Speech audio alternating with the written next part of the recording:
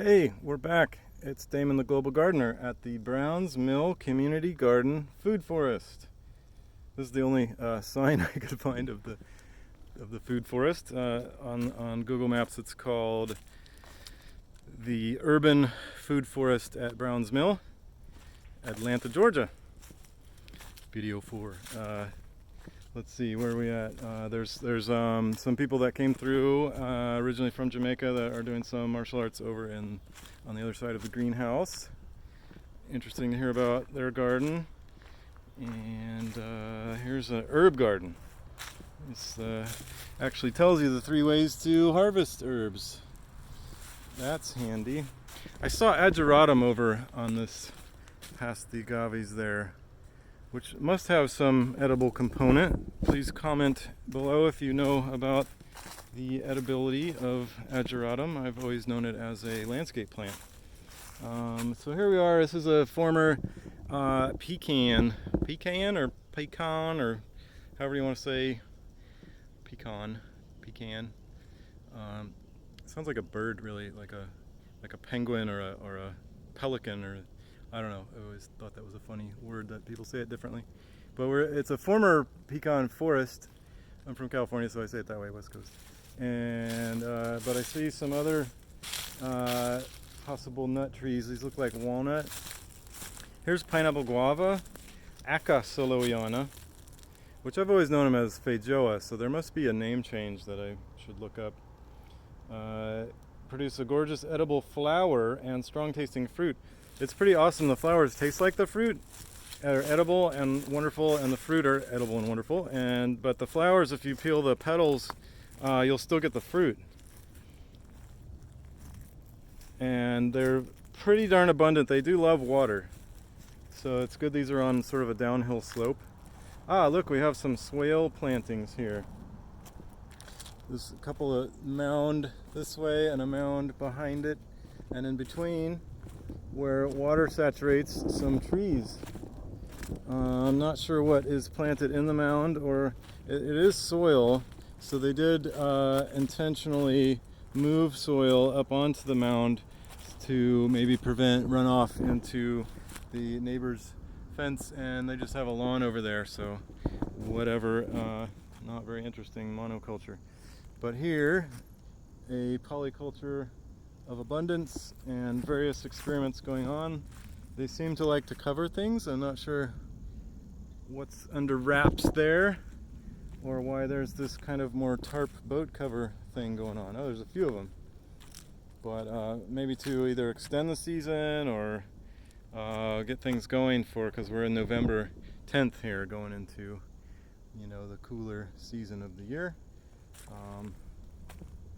Oh, they're potatoes, however you want to say that, is this mound. So that must be potatoes and potatoes, symbiotically one and the same underneath there.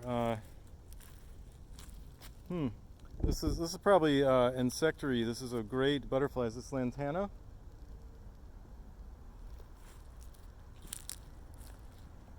Bugs, all kinds of bugs love that. Pollinators particularly. Nice rosemary, or Oreganum vulgare. Lots of ways to pronounce Latin. Here's some Fragaria chiloensis, just the little kind of almost wild strawberries. Not too flavorful, more ornamental. A great ground cover though. Being that this is Jimmy Carter land, Georgia. He was the governor of Georgia in the early 70s and president in the later 70s. And I was at the presidential library the other day looking at all his peanut stuff. And so knowing that peanuts grow here really well and are a legume, there's a ground cover peanut that doesn't really produce a lot of peanuts, because those peanuts get taller, and which are interesting because then they pollinate and then they put their heads back into the soil too, and that's where the peanuts are, the ground nuts. Fascinating. But there's more ornamental ground cover peanut that would do extremely well here.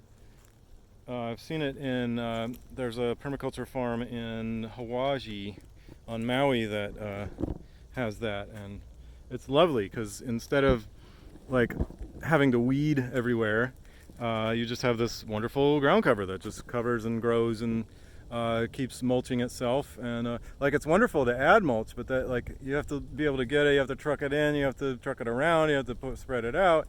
It's a lot of work. So having things that in a permaculture idea system that are self-mulching and self-care and self-perpetuating is the idea of permaculture. Is the next order of business. So I did see further over there's a bed that it's full of little sprouts that are coming up, and it has a sign that says this is a cover crop, do not weed this area. For some reason when people think gardening they want to like weed stuff, and it's like if there's one rule, it's that the more you grow the more you can grow. So cover crop, like the more things that are growing and self-mulching and creating soil and building the system and feeding the worms and being pollinators and stuff, life happening begets more life. So kind of maybe a biblical thing. Life begets life begets life. Like all the series of characters, like 100 Years of Solitude, if you've ever read that. It's just generation after generation after generation of people and their stories and how they all tie together and relate. And so plant families working together for the betterment of our enjoyment. Here's another, is this a pecan? Looks like a pecan. It's going into fall here, dormant season, and strawberries underneath. So they're getting the rain down of that mulch and that enjoyment. Here's a quince, Sidonia oblonga. It's maybe hard to see amongst all the others, but the quince, which is a weird, they're actually not that tasty, but it's a Portuguese and maybe Spanish, they add a bunch of sugar and pectin and make it into the quince paste that goes really well with cheese. Be nice if it had less sugar and more cheese. So anyway, here's, this looks like taro or cassava, or what are the other names for these starchy roots? Actually, this might be canna lilies. Yeah, this is canna lilies. I was way off. Canna lilies. Oh, and I was wrong about the tubing and the raised beds over there. The woman they're doing martial arts over there said that they volunteer once in a while, and that those tubing, upon inspection, they have tiny little holes in them periodically. So they are irrigation. They're not for warming like I mistakenly assumed without more information. And even there was some half-inch drip tubing that had teeny tiny holes in it. So they're like custom making their own, which is very tedious. It's so much easier just to buy it already made. And the PVC, all those parts and glue, I don't know. The drip tubing's much easier and cheaper to work with. So anyway, but custom fun. What's in here? This is another onion and strawberry bed. So this must be a companion planting that pairs well together, since they're doing it repeatedly again. And so you can see cardboard in the middle, splitting your heart with cardboard. See the heart garden?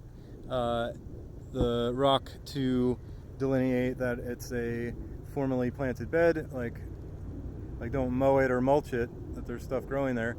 But the cardboard, that line, is a pathway, and far better than the other areas in this garden that have landscape fabric, a complete waste, should be its tagline, that you put cardboard down, that you get free, recycled, Amazon, whatever, mountains of cardboard, beautiful mulch, smothers the weeds, and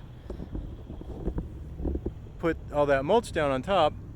And then I was showing you weeds. They're delineating with rope here. These are like metal posts, metal eye hooks with rope going through. So you put the cardboard down and you put the mulch on top, and that smothers anything that's there. And then the following season, you have beautiful soil and ready to plant. So that's a wonderful permaculture strategy. I want to show you this comfrey. I'm just going to walk right through the garden since I know that all this mulch is going to make it soft, that my feet aren't going to impact it and compact it. Lovage, they have a nice sign for that. Comfrey, some Phytum officinale, 4 foot tall with hairy and mucilaginous leaves, great for painful muscles, joints, back pain, and bruises. There are 2 kinds of comfrey, or there's lots actually, but there are ones that spread like crazy and become a horrible weed. Horribly wonderful because they're very nutritious in lots of ways, other than you don't want to eat too many of them, but making a tea and even a fermented tea for your garden is very nutritious. But there are ones that don't spread as readily, so try to seek those out more often. All right, here's a nectarine, Prunus persica, Georgia peaches, and here are a nectarine, and this, basically a hairless peach, and delicious. Anyway, peaches do have other flavors, and the white peaches and all the donut peaches and all those things really amazing. So Georgia peaches and Georgia nectarines should be well known, but if you got to pick one, I guess go with the Grandmaster peach. Looks like this has been mulched. Ooh, it's pretty thick and squishy and nice and cool, with lots of shredded. It might be just it's probably just tree waste from the city, pine needles and chipped stuff. So and then here you go, it's the cardboard underneath. Alrighty then, nice. And here's another vaccinium blueberry. Where is it? There. Alright, and a wheelbarrow for spreading. So that's it for video 4, and I will see you in video 5. Don't forget to subscribe and hit that bell so you get all these cool videos, because this is travel season I'm going into right here, and there's lots of botanic gardens yet to see all through Central and South America, and even in the south of the US is where I'm touring right now. So heading to the Atlanta Botanic Garden tomorrow. So I will see you in the next video of the urban food forest here, and tomorrow in the Atlanta Botanic Garden.